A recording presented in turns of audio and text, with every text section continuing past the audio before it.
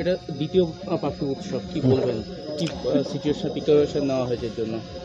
আচ্ছা, এখানের যে সেকেন্ড বার্ড ফেস্টিভ্যাল যেটা করছি আমরা সুন্দরবনে, সেটাকে সফল করার জন্য আমাদের সব রকমের ব্যবস্থা নেওয়া হয়েছে। গতবারেরটা প্রথম ছিল, এবারে আমরা অনেক কোমর বেঁধে নেমেছি বলা যেতে পারে। ইনফ্রাস্ট্রাকচারের যে সমস্ত উন্নতি সাধনের প্রয়োজন ছিল সেগুলো সব করা হয়েছে।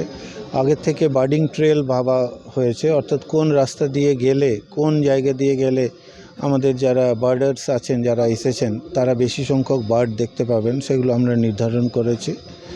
এবং এবারে আমাদের সাথে যে সমস্ত পক্ষী বিশারদ আছেন, অর্থাৎ রিসোর্স পার্সন, যারা বার্ড চিনিয়ে দেবেন, শুধু চিনিয়ে দেবেন না, তার সাথে তাদের সম্বন্ধে দু কথা বলবেন, কোথা থেকে এসছে, কী খায়, কেন এটা ইম্পর্ট্যান্ট, এন্ডেঞ্জার্ড না রেয়ার, নাকি এটা প্রচুর দেখা যায়, পৃথিবীর কোন অঞ্চলে এগুলো আর পাওয়া যায়, এই ধরনের তথ্যগুলো দেবেন, যাতে পুরো বিষয়টা মনোগ্রাহী এবং শিক্ষণীয় হয়ে থাকে। এবার কি আগের মতোই 6টা টিভি থাকছে নাকি? হ্যাঁ, টিমের সংখ্যা তাই থাকছে, কেবল নাম্বার একজন বেড়েছে। গতবারে 24 জনকে আমরা নিয়েছিলাম, এবারে আমরা 25 জনকে নিয়েছি।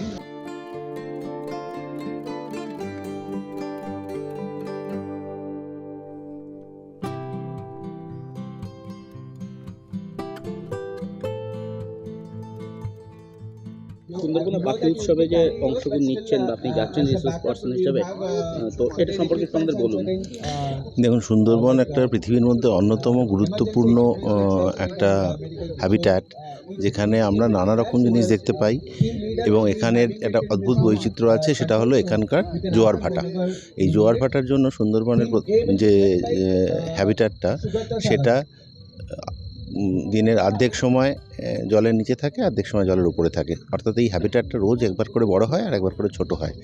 এরকম ডায়নামিক হ্যাবিট্যাট খুব বেশি পৃথিবীতে নেই। তো সেই ডায়নামিক হ্যাবিট্যাটে যে পাখিরা থাকে, তাদের মধ্যেও এই ডায়নামিজমটা খুব কাজ করে। অর্থাৎ যখন ভাটা হয় তখন তারা ওই জেগে ওঠা মাটিতে খাবার খুঁজে পায়। কাজেই এরা কিন্তু এখানের পাখিরা অনেকেই দিনের বেলা খায়, তারাই আবার অনেক সময় ভাটার সময়ের জন্য মেলানোর জন্য অপেক্ষা করে এবং অন্ধকারেও খায়।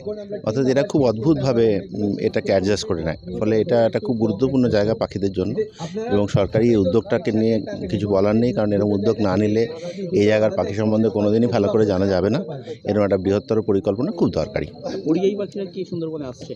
পরিযায়ী পাখিরা প্রচুর পরিমাণে সুন্দরবনে আসছে।